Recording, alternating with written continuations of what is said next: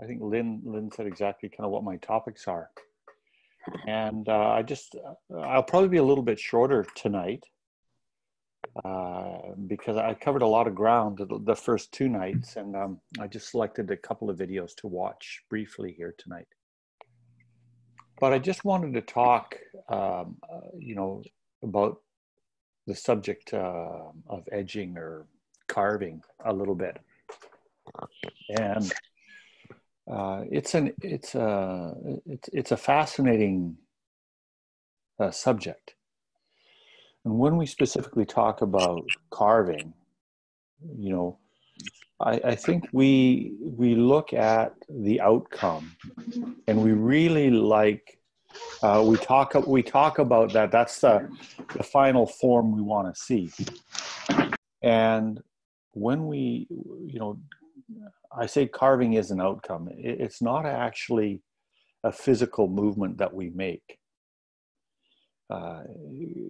Carving is, although it's a lot different than the other areas. Generally I talk about physical movements, but carving is quite tangible. In skiing, things aren't tangible as much, right?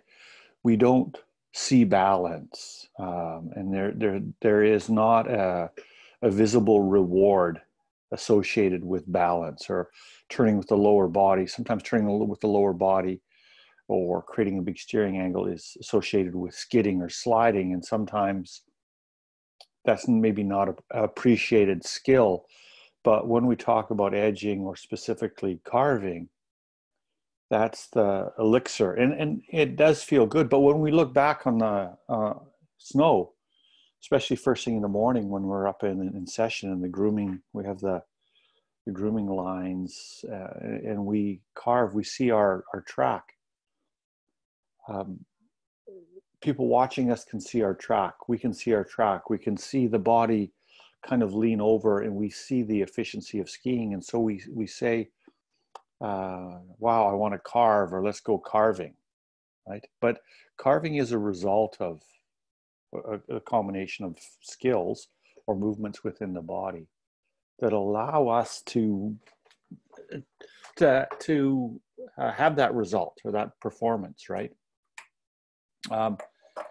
And sometimes when we teach, and I'm talking to, this group as prospective level 3 teachers, when we teach, sometimes we want people to carve, but we understand that is kind of something that we can measure later on.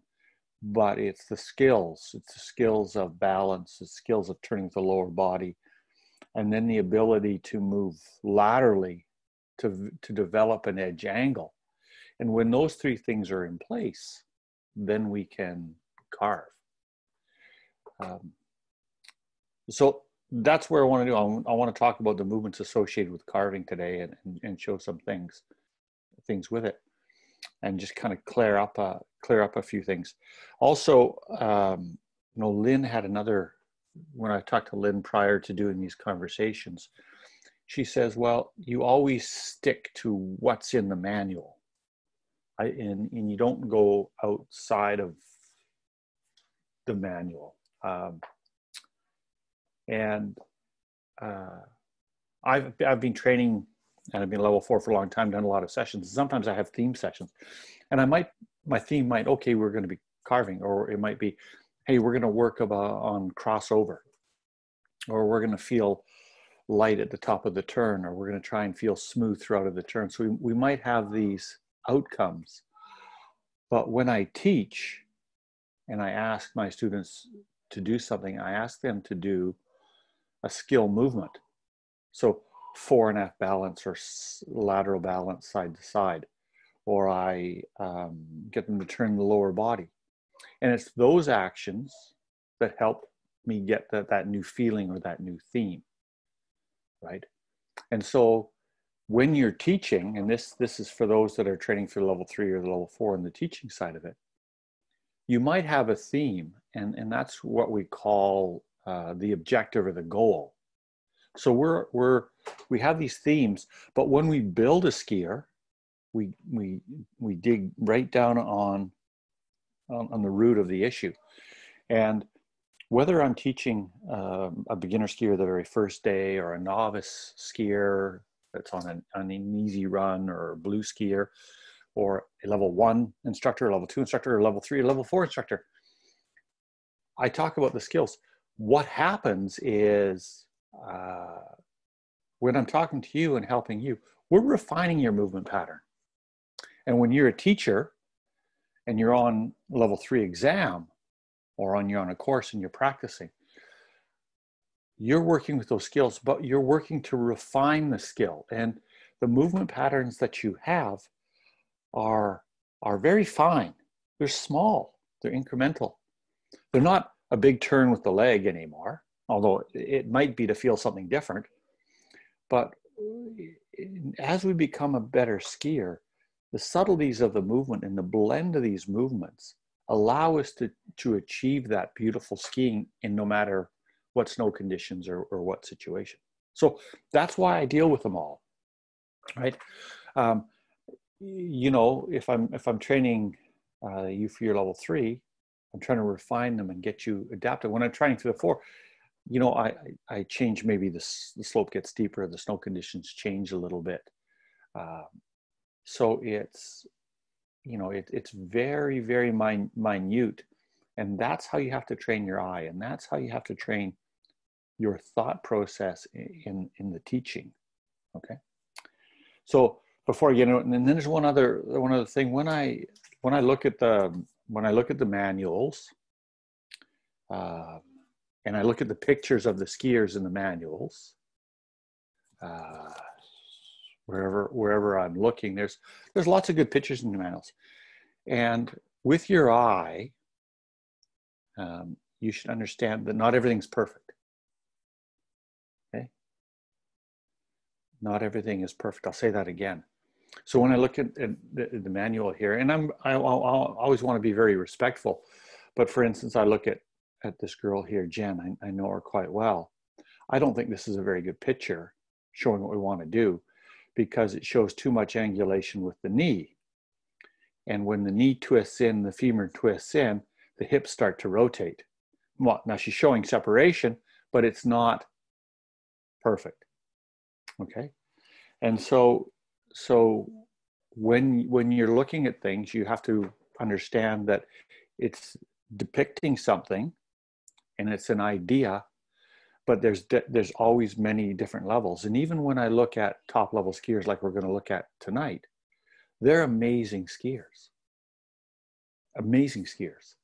but there's always some personality, some interpretation, because skiing is a bit of an art form as well. And I know that you know, there was pictures of me, and sometimes one turn is not like the next turn, because, geez, maybe I'm off balance a little bit, and I'm going to, you know, move my upper body across the skis before my skis have switched, because I know I can do it, and I can save a turn by making a small adjustment part of the turn, even though it's not perfect, because I have the skills and I can use them in a variety of situations, right? But we're always trying to aim for that perfection. We're always trying to make those small little incremental movements. Okay. Just one second. Just got to shut the door here because there's noise behind me.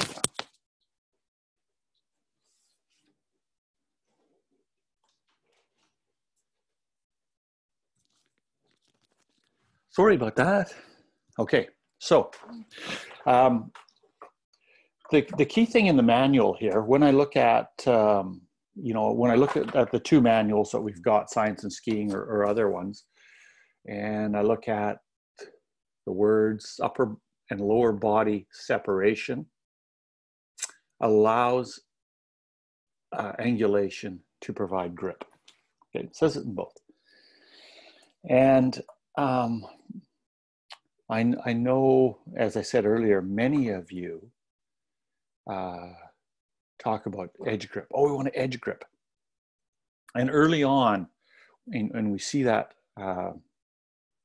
with skiers that went along and coming down, and same here, they want to get edge grip so bad, but they don't perfect the movement. And often we get upper body upper body gets too far forward, or I start to turn the femur, and then my body inclines and I can't separate. The thing is, upper and lower body separation allows for angulation. That's a key phrase. And what it means is I've got to turn the lower body, right? So I go back to number 2. I have to turn with the lower body first. And often people forego that. They forget about that part of it. And you'll see that is one of the biggest problems skiers have. And even if you're a little bit too far forward, right, with the hips, or the hips are a little bit too far upright, then the femur starts to turn, right, and the knee starts to go in, and the tib-fib starts to turn. And then what happens is I don't have separation. So the turning is led with the upper body, not the lower body. But I want to create that separation, because with separation, then I can angulate.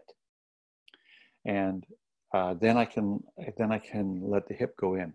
And in skiing, sometimes it's about patience. There is there is this phenomena worldwide, and there's always what I call the pendulum swings, and issues of the year, the decade. People say, oh well, I want to have early edge, and early edge has been a huge theme lately. And some people don't understand, why do we early edge? Well, we don't. If I'm standing on the hill, if I'm standing on the forehead of Van Long, and I look directly across, I'm halfway down, I'm on the steep part, and I have a rubber ball in my hand, and I roll it across the hill, perpendicular to the fall line, roll it across the hill. What's that ball going to do? Right? What was that ball going to do? Okay. That ball, if I roll it across the hill, gravity will pull it, and it's going to make an arc down the hill. And there's no edging. It's going to make an arc. Okay? So if we come across the hill, right, and if we don't have our edge grip, if we flatten our skis, if we just let ourselves go, right, okay, and maybe guide our skis a little bit, we're going to go down to the fall line. We'll go so that we're facing straight down the hill. So the top part of the turn is relatively easy. We want to get the skis slightly on edge a little bit. We don't need a lot of edging, just so that we start to feel it. But we want to create that separation. And what happens is, if you look at a good skier, the first thing they do is they incline, right? So they tip over in a tall or straight up fashion. They don't angulate, and they don't put their hip in very quick. They just kind of are patient. And this is where I say where patience comes in. They turn the legs, they patient, and then as they get towards the fall line, that is where their feet are facing down the hill a little bit, then as they need more edge grip, they allow the hip to go in. And the edge comes on progressively. Once we're past the fall line and we start to turn our skis past facing down the hill, the angle of the hill starts to increase relative to the skis. So we're starting to get some more natural edge develop. It's like if we're just standing on the side of the hill, right, on a steep hill, I have edge grip. Right? So then I turn, but now I'm fighting gravity. I'm turning my skis across where gravity is pulling me. And that's a big thing. So when I'm making a turn, and whether I'm carving or steering, and I'm turning across the hill hard, I'm turning across the hill really hard, the centripetal force combined with gravity increases pressure to the point where a good skier, in our realm, can be anywhere from 2.5 to 4 Gs. So 2.5 to 4 times the forces of gravity. And so try to put that on one leg. That's hard. So we use like generally two. Now here's a great picture, okay, of the start of the turn, okay? And we see just a little bit of angulation here, but not much. So they start to tip over slightly, okay? So same here, tip over, and then we find more of a C shape here, right? So as the turn develops, we develop the angles according to what we need. And it's corresponding, or we're balancing against gravity, but angulation allows us to keep the center of mass towards that outside leg. That's one of the things. So we have pressure on that outside leg because our outside leg has the ability to steer better, right, than our inside leg. We just can't articulate that inside leg, but our outside leg we can steer and add edging. The leg works physiologically better that way. As well, with that weight and angulation on, my next move at the end of the turn is to release the turn and let my body go into the next turn. So if I've created separation and I'm facing that direction with my weight on my ski, I can soften my legs and then I can release my turn. We don't often talk about that, but it's the edging, but then it's also off. And that's what creates a beautiful smooth crossover.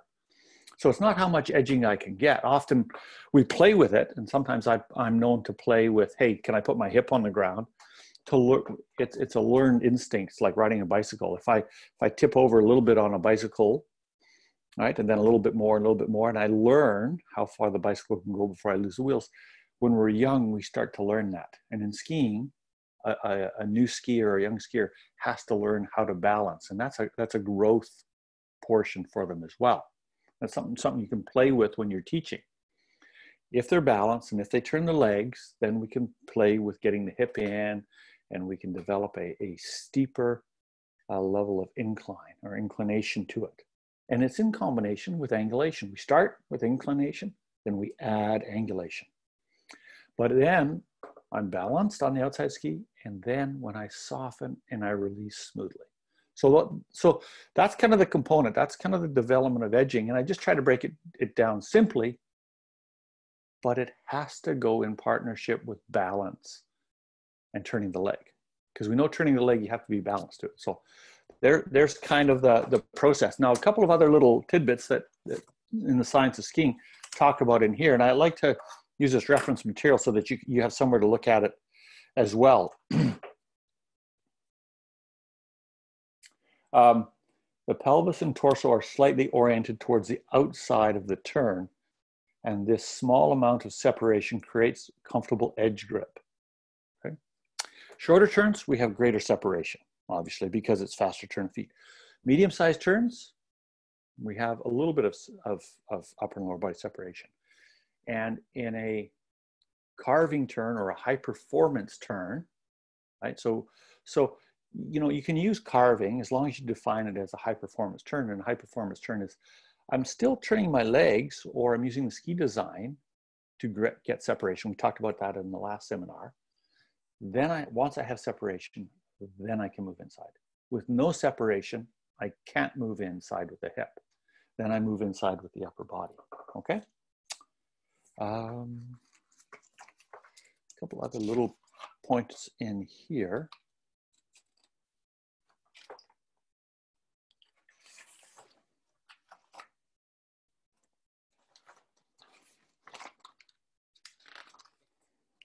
Where did I highlight it?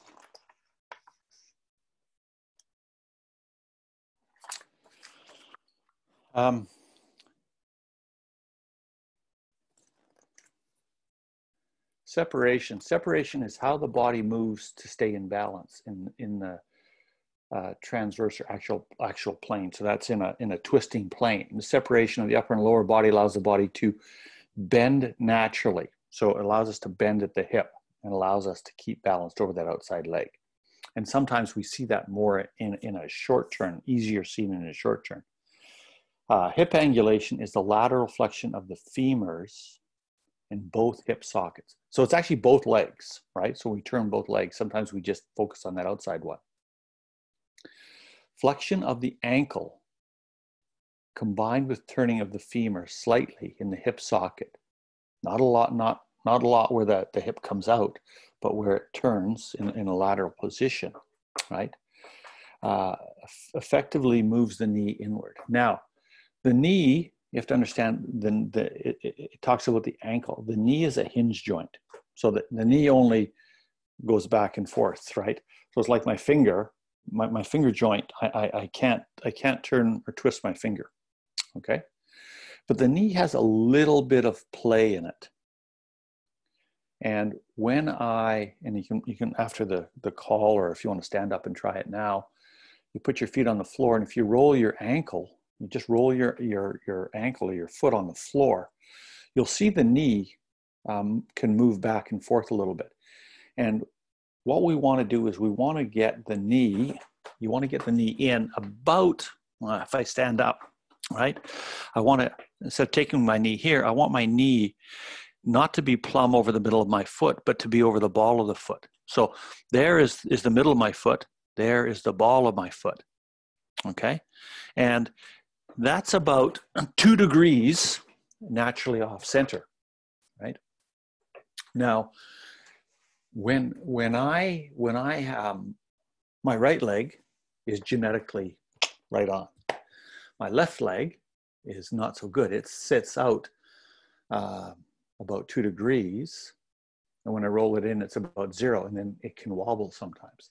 So this is where Uncle Keemer, my boot fitter, comes in, and we post it a little bit, and we move the knee in. And this is where good boot fitting, you know, and at your level, that's where sometimes it's not just comfort. We have to tweak and align it. But the knee is not driven in. If I drive the knee inward, right? So if I drive the knee in hard, you can see my hip start to twist, right? But if I move it just a little bit, okay, the hip stays absolutely flat. Okay, so that's the subtle difference. And then when I go back to that picture of Jen I showed you, okay, when I go back to the picture of Jen here, trying to get the best shot I can, we can see that the knee is in quite a bit over the ball of the foot. So she's actually twisted it in, and the hips start coming around a little bit, right? Even though the body is facing one way, the hips come around, and then what happens is her spine twists a little bit. And that's, to me, that's a little bit of rotation, and that's unnecessary. Now, she's a beautiful skier, so I just wanted to train your eye, right? A little bit. Okay, so now, hang on a sec. I'm going to try to pop up a couple of videos. So let me just see what happens here.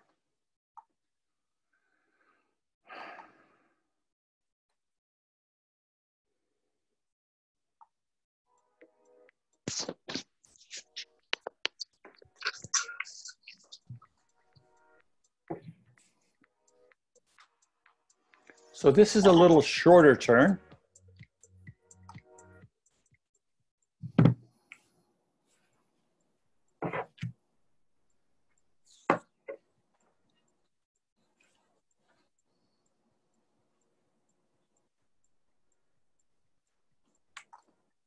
Okay, so we start the turn, and this is kind of a medium round type of turn. See, we see a nice long, he has a slight bend, but essentially straight. And we look at the ski, so he's inclined to start, and he doesn't have a lot of edge angle. Okay, not a lot of edge angle. Okay. And let's just, okay. Now, as the skis go across the slope, right, I see more of an edge angle on them. Okay, so you can see more of the black here. okay? And now we start to see the curve. Now, one of the things I want you to be careful of is when I look at the skier here, it looks like there's knee angulation, okay? However, really, if I look at the hip, it's relatively straight. What we're seeing is the forward lean, right? The forward lean of the boot and then the hip going back. It's not the knee in. And often we get a little bit confused with that. Now, even here, Richie likes to use in his short turns, he likes to use a little bit more knee than is really necessary, and he pushes on the front of the boot. And you can get away with that. That's not a problem. Okay, you can get away with doing that, and it works. Okay, but you don't have to either.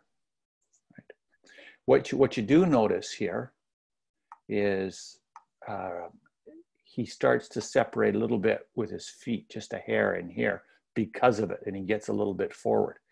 But he's quick enough with his feet at the end of the turn that he can make a smooth transition from one turn to the next. Okay, incline to angulation, right? So he learns to balance laterally.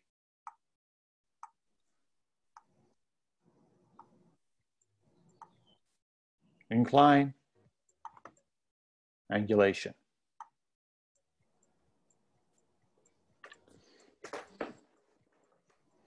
It's always smooth. We never make any rushed movements, right? Okay. Now, I didn't show you guys this video before, but every second or third turn on this one side here, Richie gets caught. And this is just for your eye. You see the gap in his leg here? The gap in his leg here? This foot is slightly behind. And if you watch this pole planter, this side, his head pops up once in a while, a little bit more. So this is just for your eye. Now, if we're going to see Richie, we're going to ask for his autograph and say, beautiful skiing. Okay? Let's see, right there, sometimes he gets caught. Smooth, smooth.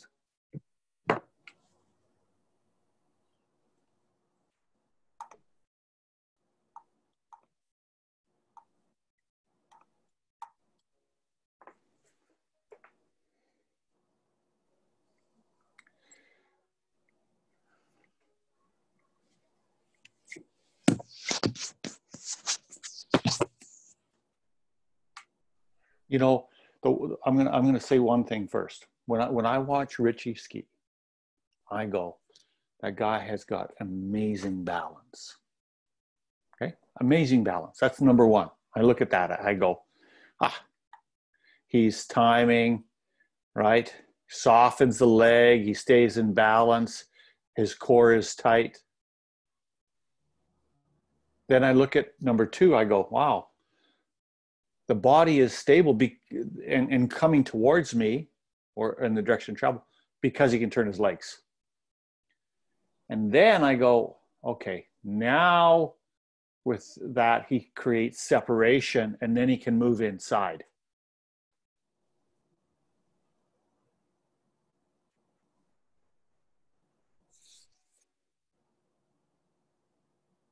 Occasionally he gets caught there.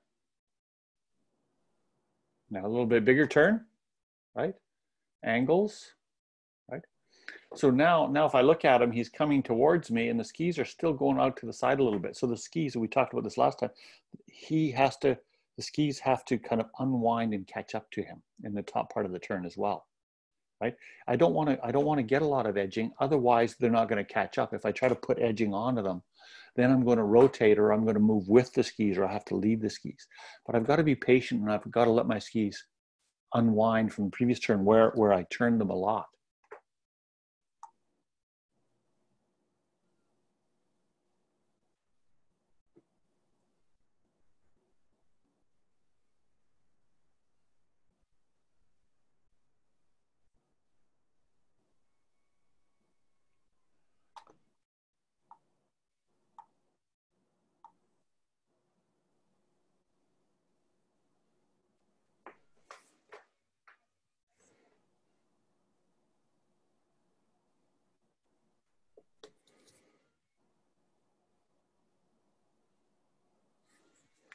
Notice when he makes the switch, his weight is back towards the heels a little bit too, right? So that allows the legs to come up underneath them.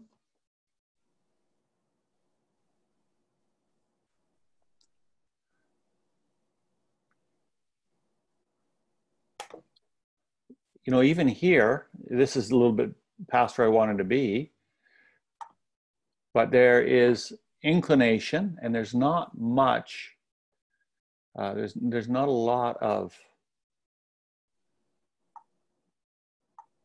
right? There's very little curve happening. Really, if I draw a line, right, it kind of goes up, he's inclining. He's already trying to face, you know, down, straight down the hill, while his, right, he's facing this way, right? So the skis are almost caught up with him already, and he's going to create that steering angle, okay? And then he's going to slowly move inside.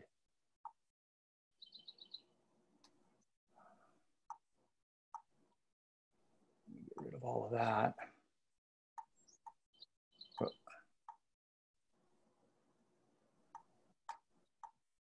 Right, so now we see more angulation. And we look, you know what? Look at his ski.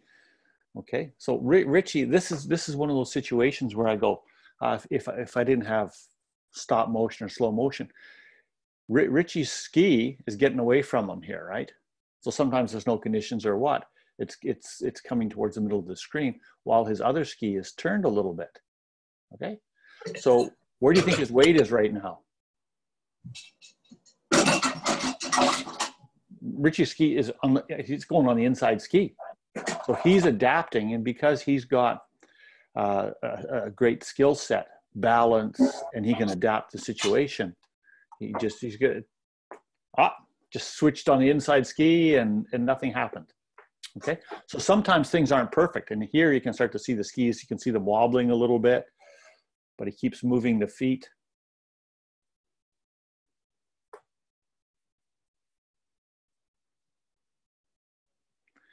And in balance, right, he's letting the legs bend underneath him. He's letting them bend underneath them and then stretching out to incline, right? And you look where the hips are over the heel pieces, right? So balance, his hips are over the heel pieces.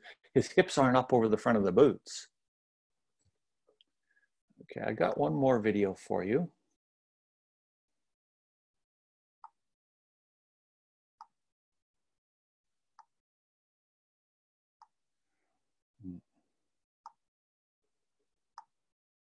And then this is going to be the last one, then we'll open it up for questions, okay?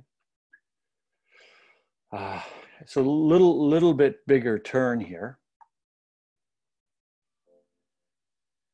Oh, doesn't that snow look beautiful?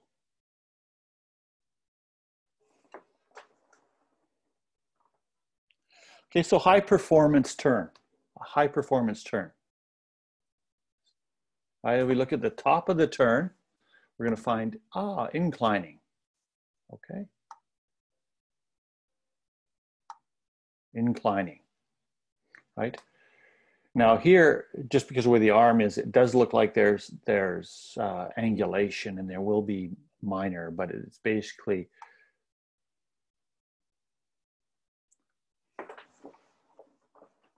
now, Daisuke, I just want you to notice something a little bit about his arms and his upper body. Right? And I have watched and taught skiing for many years. And what you're seeing is sometimes with skiers, there's trends or fads, things that catch the eye. These are, you know, skiing is, it's called right-brained. It's artistic. And when it's right-brained, it's not always mechanical, and it's not always, you know, yeah, there's physics and that. And Daisuke, and right now in the Japanese technical championships, you see a lot of the upper body moving, and the hands moving. So you'll see the upper body at the start of the turn rise up more, and the upper body starts to lead the turning effort a little bit.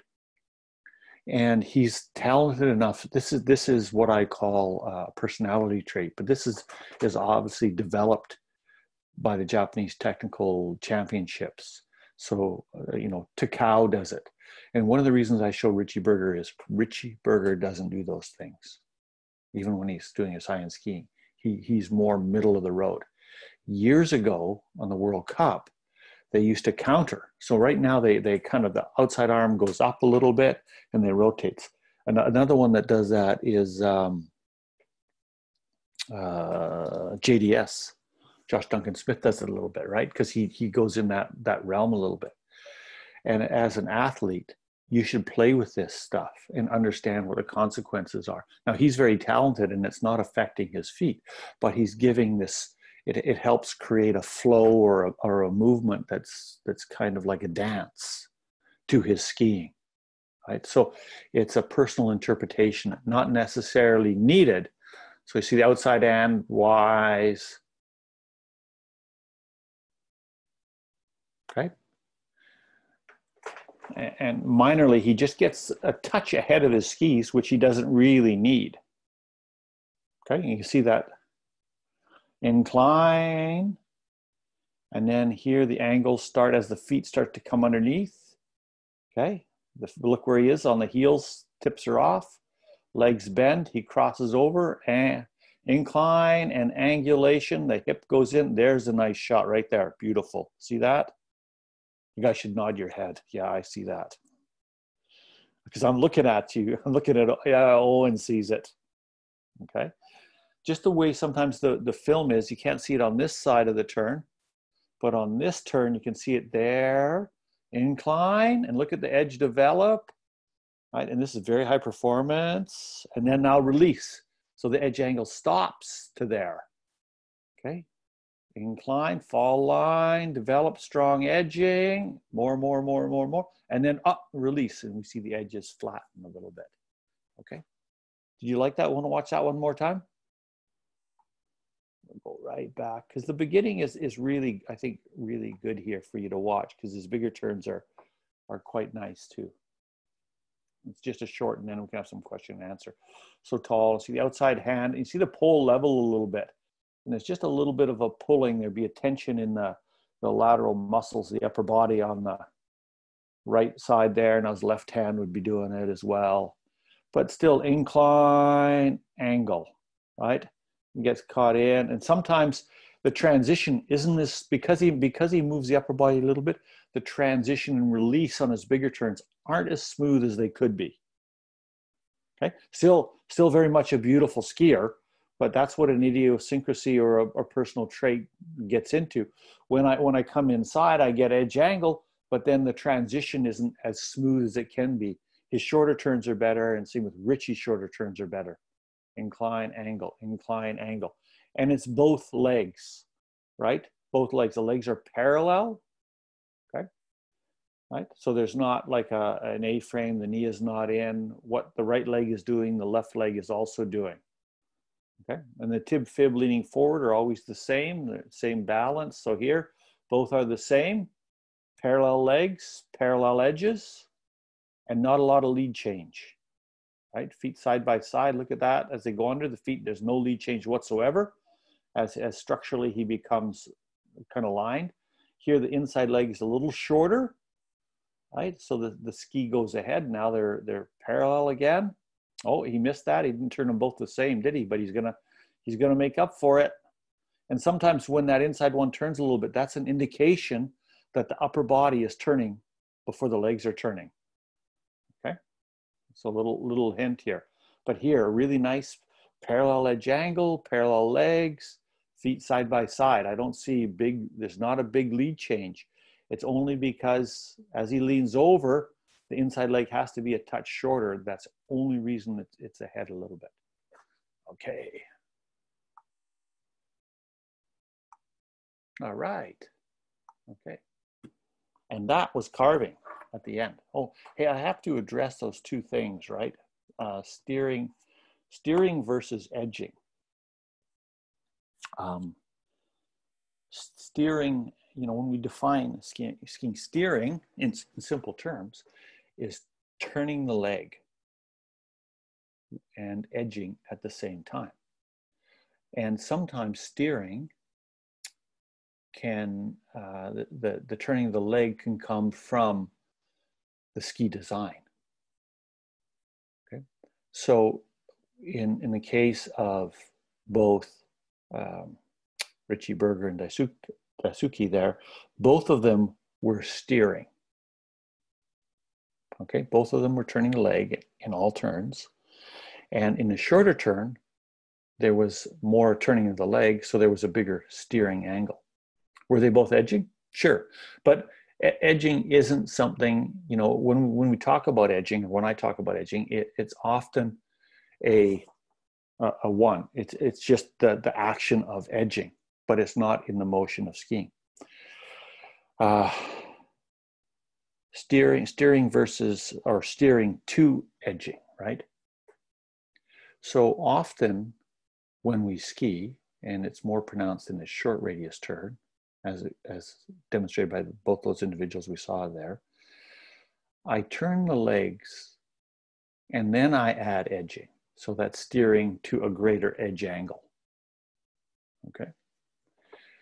In both cases, when I have more steering, I don't get quote unquote carving. When I have less steering, right, and I get the tail of the ski to follow the tip more in alignment, and the ski is bending and I'm using more of the ski design to help with the steering, then I get carving. Okay, subtleties. Sometimes, in the English language, we, as skiers, as professionals, when we communicate to each other, we need to ensure we define our words so that we understand the meaning of those words. Okay. When I'm doing a high performance short turn, I'm steering more than when I do a high performance carved turn, right? Or high performance advanced turn, or high performance expert turn. When I'm in bumps, I'm turning even more, and I'm steering. And sometimes I want to let the skis slide. But in every case, what it is I'm trying to show you is that there's small adaptations. So when I say, hey, you need to turn your legs more, I show a big picture of it. When in actual fact, you might only have to turn it just a little bit, right? And as teachers or as skiers, a little bit feels like a whole bunch, right? So when you learn, feel like it's a whole bunch, because if you feel just a small change, it's probably not near enough. And if you've taught, you'll see your students do the same thing. So as teachers, that's one of the things that we always got to try to do, is try to push the envelope of our students' ability, stretch them a little bit. And if they ever go too far, it's easy to pull them back. All right. There was tonight's session. Angulation to create, or separation to create angulation and edge grip. Okay. And steering and edging and carving. And it's a fun world, because I think if we're well balanced, we turn our legs. To me, there's nothing like, a groom run first thing in the morning and went along on a sunny day, and the grooming, the corduroy. What do we say in Chinese? It is again, noodle snow, the noodle snow, right? And that's absolutely amazing, right? Mei hao de Etienne. That's what Vivi taught me. Okay, questions? I don't know if anybody has any questions. Tonight I'm trying to keep us into that total, try to stay in 45 minutes and of talking, and in an hour for questions or whatever. Well, thank you so much, Otto. Yeah, for the guests in the room, if you want to ask questions, make sure that you need to unmute your microphone.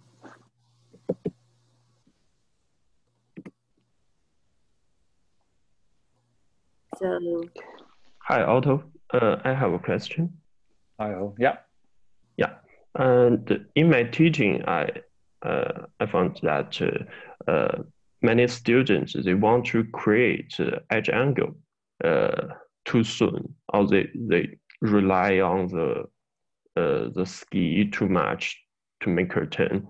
So they sometimes they have the upper body lean in or the hip move in to create some edge angle on the top half of the turn. Um, so I try to use some turning, some steering, or some delay turn to fix the problem. But on the other hand, uh, when we want to ski better, we need to have some inclination to create the platform on the top half of the turn. My question is, what's the difference between inclination and lean in, which means bad thing? Well, Owen, the question you asked, I think that's probably one of the hardest things when we teach, right? So when we start our turn, we have to create that separation, and you're right up in the alley talking about delay turns. There is a lot of talk, early edge. I talk about early arc, which is the kind of the releasing of the ball going. But often students don't understand that, and there is that, saying the customer is always right, but the students out there are saying, "Hey, let's go," and I want to carve. So, what I do is I take them often to a steeper slope, and I said, "Okay, let's really try, to rotate with the upper body. Balance gets off, and the skis slide away." And they go, "Okay." So that was an extreme example. If we go halfway, what are you going to expect? Well, I'm going to expect half the sliding. Or do you feel sometimes when the pressure is up on a steep slope, the skis slide away? So then you take them back and maybe work on a hockey stop and create some separation late, and then grip and go, okay, that's what we want to try to find. Then go back, right? And inclining in itself, or tipping, it's not just all by itself, right? And if we watched our demonstrations video skiers today, there is a slight bit of angulation, but it's not a lot. It's progressive. And I think doing a delay turn or a double delay turn and starting to feel that and exaggerating it is on the right track. It takes a long time. The feeling of inclining is it's a hard one. It's like riding a bicycle. When you're new, you're not going to incline on a bicycle a lot because you're not comfortable with it. And so getting students to feel comfortable inclining is also a lesson into itself. And sometimes, when we teach Owen, sometimes when we try to improve one area of their skiing, some areas we kind of got to let them not be so good. So to feel inclining, maybe I have to rotate with my upper body a little bit to feel that I am inside, or to understand that. And then I back off the rotation, and then I try to get the separation as they get inclining. I know sometimes with my students, training level 2 or level 3 or level 4, I've just said, hey, I want you to put your hip on the ground. And to me, that promotes inclination and also angulation. But they're pushing the ability, and it's one of those things when we talk about objectives. The objective is to put your hip on the ground. That's a simple task, right? But what's so neat about it is it's fun. Who doesn't like to try to put their hip on and carve, right? It makes you feel like a pro skier, okay? And that's the kind of the balance we've got to do, is we've got to try to find any drills that are fun, challenge our students, and that we understand every time we do something, there's some good aspects to it and there's some not so good aspects, but we try to pick out the good ones. Did that help a little bit, Owen? Yeah, thank you. I have a drill right now. put the hip on the ground. Yeah, there's a few, like the more, I encourage you when you teach to play with these things. Okay. Yeah. You have to have, you have to be part mad professor when you teach, and the more you teach, the more you see what works and what doesn't work, and you can experiment a little bit with it, and sometimes you have to let things go a little bit longer because they don't get it at first. But if they don't get it after a while, you'll have to abandon it and maybe go back to one of your tried and true exercises. But you just like when you ski, and if you ski with me, I encourage you to make mistakes. I encourage you to try stuff. And the same when you teach, I encourage you to try stuff. Yeah. That way you get so much better. Thank you. You're welcome. Hi, Otto. This is Lulu. Lulu? Yeah. Maybe you don't see me, but the voice is enough. So the first one is that's a question is more about the confirmation. What I feel during my teaching is you mentioned about the subtleness while we're skiing and while we're teaching, and also how pronouncing or the gap between what we feel and what we actually do. So because the smaller the part or the lower part of the body we move, I think we feel we're doing what we feel is much more pronouncing than it actually achieved, like what you show us when we move our knees. We feel that we move a little bit, but it might be too much. On the other hand, when we get taller of our body part, like the inclination, when we feel we do a lot, but if you watch from down below, it might not be enough. So I think it's important to indicate while we're teaching, to let our students know that the gap is there, and be aware of such gap can help them to kind of self-check. So how much we move the different of our body part will get us to what we want to do, we want to be. So that, like the ankle, like the knee, the lower part, maybe we need a very subtle movement. While the big one, like the inclination, you may feel you need to do a lot more than you're used to. Yeah, with skiing, it's all, as when you're a new skier, you make gross motor movements, right? You move with your body in big ways, and there's not a lot of body awareness, not a lot of feeling. As you become a better skier, the movements become more purposeful, they become more refined.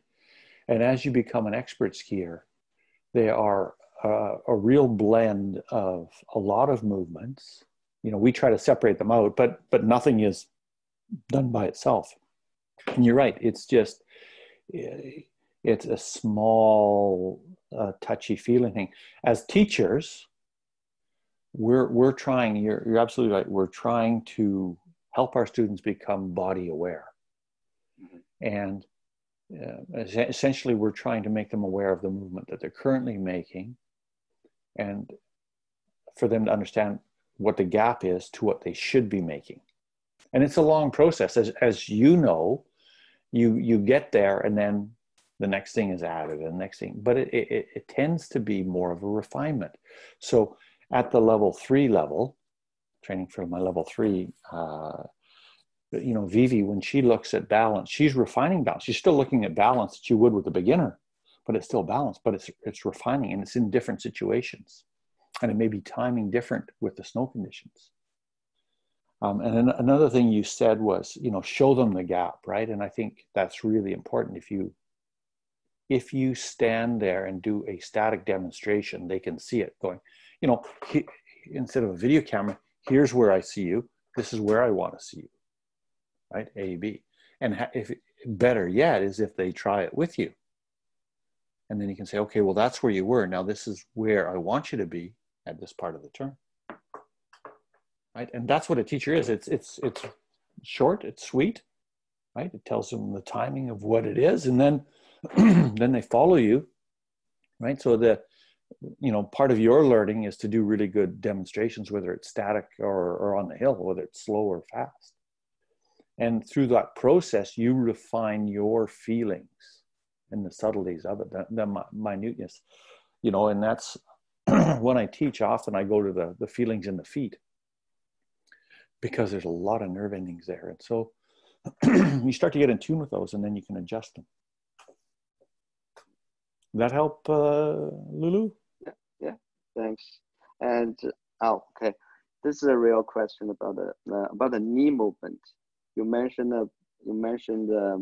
what's too much and what's the right amount. I just wonder if those two are the same movement, just different amount or different degrees. I'm of the inclination that any knee movement is too much. Okay. We should not intentionally. The knee is a hinge joint. It goes back and forth. The minute you point your knee inward, your heel and your hip go out because it's a hinge joint. Okay. The knee does have a little bit of play in it, but it moves inward based on the movement of the ankle. When I turn my foot and I tighten my ankle joint, because you can't move your ankle much inside a ski boot, at least you shouldn't be able to, right? But you basically add tension to it, you in the way of pronating it or rolling it in.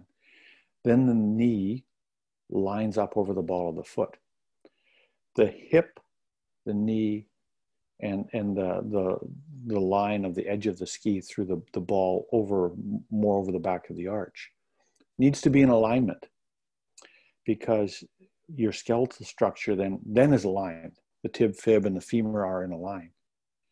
And when the end of the turn, which is, you know, every part of the turn is critical, but I think that with the forces being greatest, you want to be in the best balance at the end of the turn. That structure has to be aligned to handle the G forces, which can be in excess of 3, you know, for us. Okay, you can get an accelerometer app on your phone, and you can test the G forces out up on the hill. I mean, that technology exists, and I know that you guys are going to get somewhere between 2.5 and 3.5, probably. Okay. So let's can I express this? I heard this many times, that all the movements are from snow above. That's what I understand is exactly what you just said. We pronate the outside foot, and then the knee, as a result, will be part of that lineup or stacking of our body. Yeah, I don't like stacking, because stacking implies one right on top of the other. But all joints are always mobile and always bent, right? So again, this is where I try to define exactly what it is I'm talking about. But in terms of how your alignment should be, if you try to jump and land on one leg and stick it, right, barefoot, right? So jump up and down, land on your right foot, keeping your left foot off the ground. And then you look at the alignment of your leg. That's probably where it should be, unless genetically you're not aligned properly, and same with your left.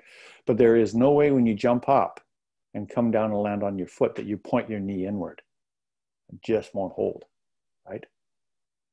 So it's just a simple little test. If I stand here and I go, and I land on my leg is aligned properly, and that's where I want it to be in the bottom half of the turn, in the top half as well. Okay, so that's something you can just do with yourself, and that's good for body awareness. Right.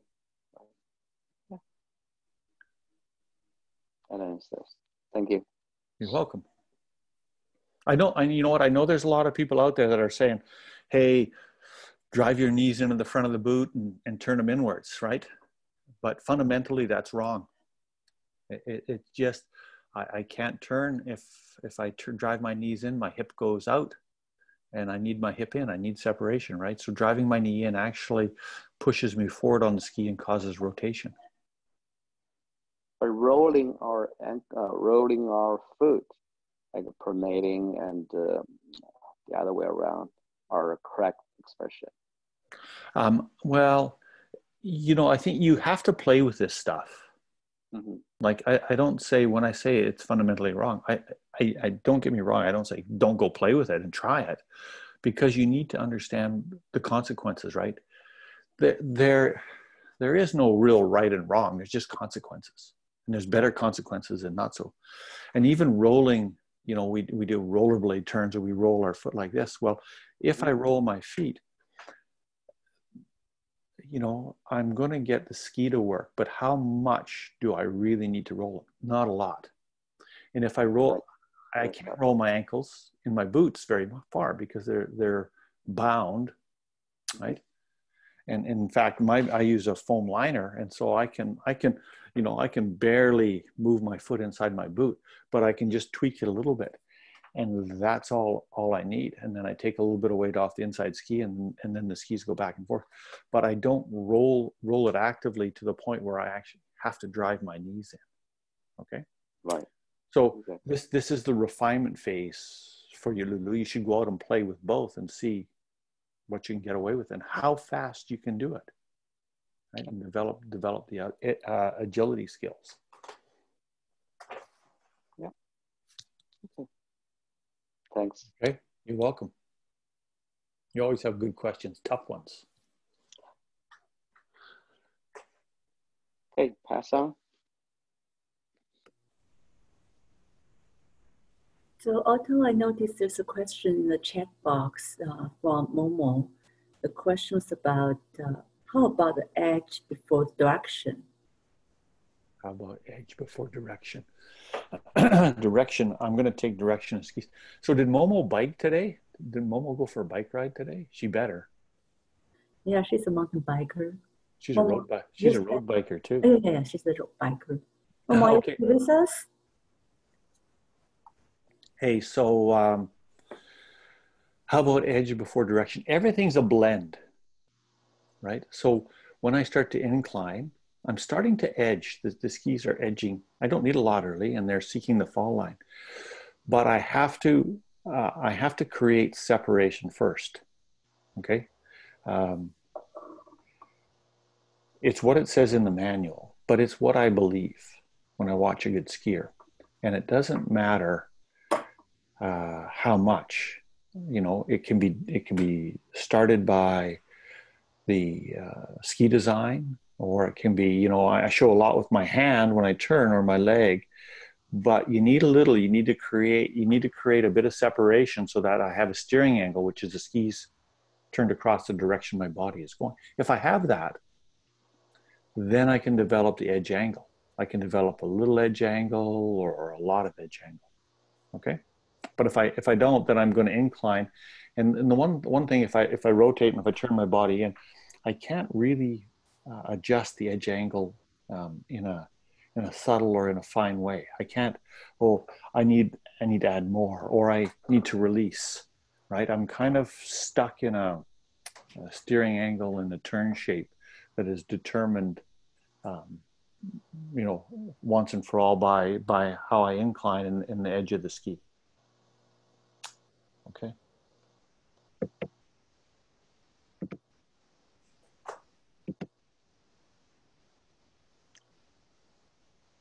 Hey, Vivi, they're opening up the mountain tomorrow. Really? Yeah, yeah. But I left. I know. That's why you told me. I know you are right. No, they're not. No, they're not. But I knew you get worried. The mountain open tomorrow? No. I'm pulling your leg. I'm pulling your leg because I know you'd get worried. You missed something. And I knew you left. Lynn told me you left. Yeah. You almost make me be crying. I know.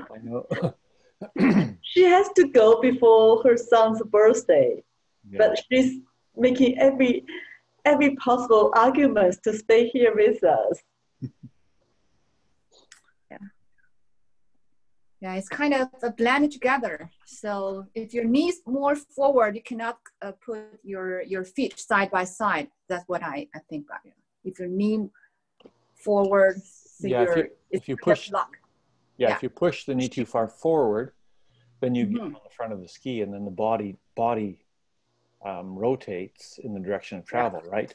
Then I can't create separation, and then you know, from a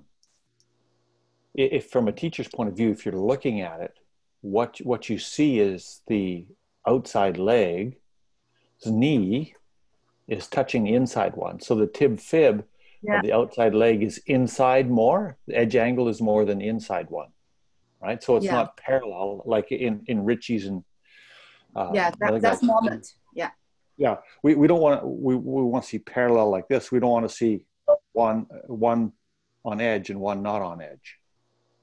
Yeah. Thank you. You're welcome.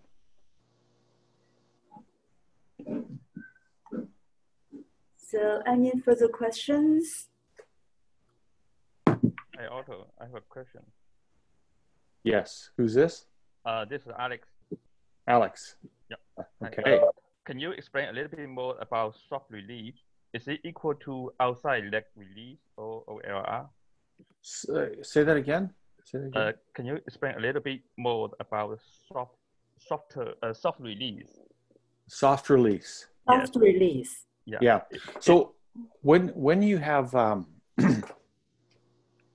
you know, a couple of things I like to talk about is the upper body is always facing the direction of travel, basically where you're going to go, right? If I'm going towards the screen, my body shouldn't be facing over here. That's rotation, right? So I want to be facing here. But my skis, my legs are turned across the direction. I show a lot, but maybe just a little bit. If I'm balanced, and we saw this with Ritchie in slow motion really well, his weight is towards the back of his arch. Now he can bend all his joints. He can bend his ankle, and particularly his knee joint, his hip, and then his back rounds. Okay, so what he does is he starts to his legs are straight, and then to release, he starts softening his legs, and he lets his center of mass or his upper body come closer towards lower leg. And so when he does it, the edges start to release like that. Okay, so he's here, and then he says, okay, I want to start that next turn. And when we ski, typically it's pretty rhythmical. So it occurs on a rhythmical, regular basis. So and that's why we ski, we can pattern it. And if we can pattern it, especially with good snow conditions, with good grooming, good noodle snow, we can change or perfect that movement little bit by little bit. Okay. Now I can change the different size of turn, and I can be totally irregular if I want. Right? That's just my choice as a skier. Okay. Does that answer the question? Yep. Thank you. So it's about bending, and it's that bending or softening of the leg. So I'm stopping to resist the force, you know, and some of it is I release the tension in the outside leg, and sometimes I had a little bit of tension of the inside leg. And to make the crossover, that's to release, that's timing and coordination. It's almost kind of another topic. Maybe we have another day.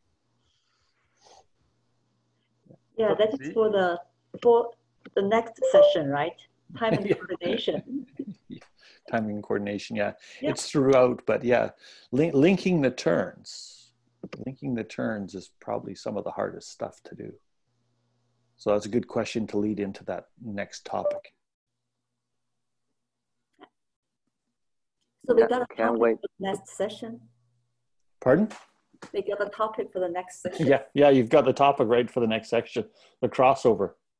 Yeah. Transition, releasing. Yeah. Yeah.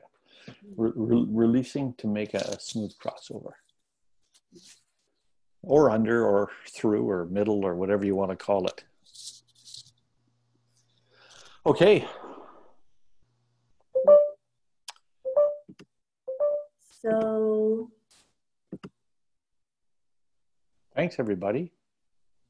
Thanks, Otto.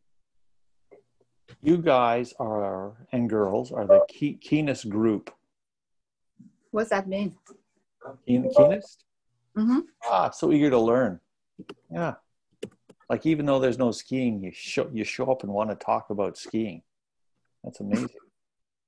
他说我们是最有热情的这个学习小组。Well, my experience is I often get better at the opening of the season. So I think that might be the result of thinking or over the summer. You're a thinker. Yeah, very typical. Otto, do you know that Lulu was so keen to share last time, and it's turned out to be 2 a.m. Toronto time, and he's still talking about what to learn. Yeah. So I think we may really appreciate Otto's sharing for today.